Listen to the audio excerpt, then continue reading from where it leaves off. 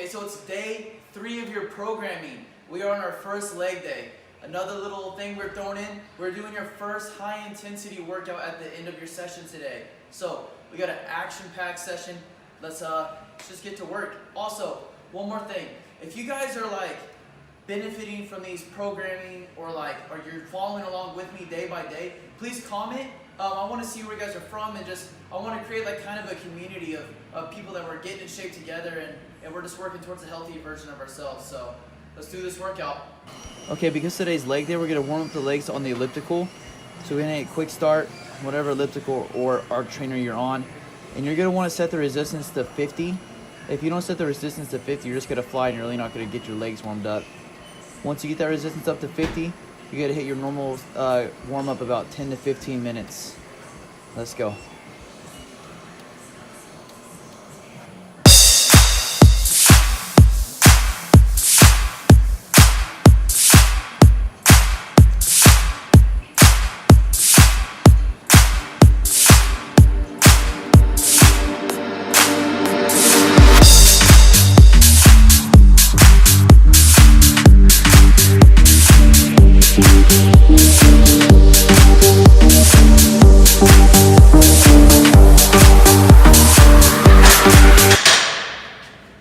Okay, so we are not doing barbell squats today, but I'm starting your first leg day with squats. Let's cover some form.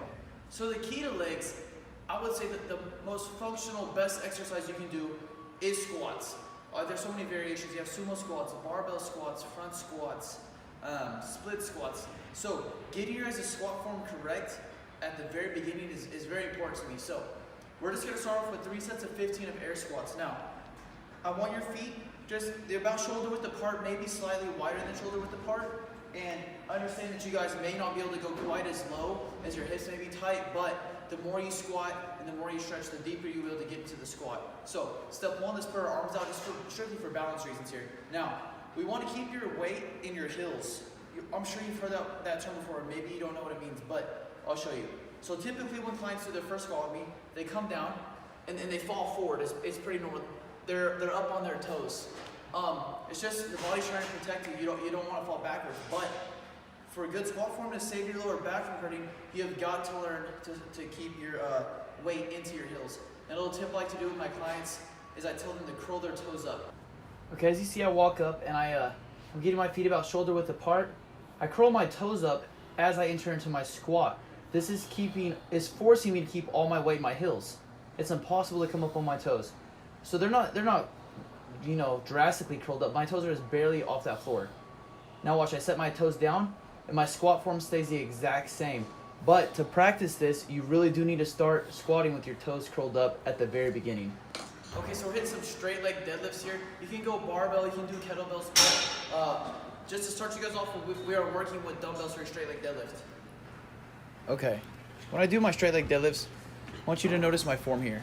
So I go down. I'm not the most flexible person, as you can see here, but my back is staying straight. I always tell my clients, focus on pushing your butt away more than you are taking those dumbbells low.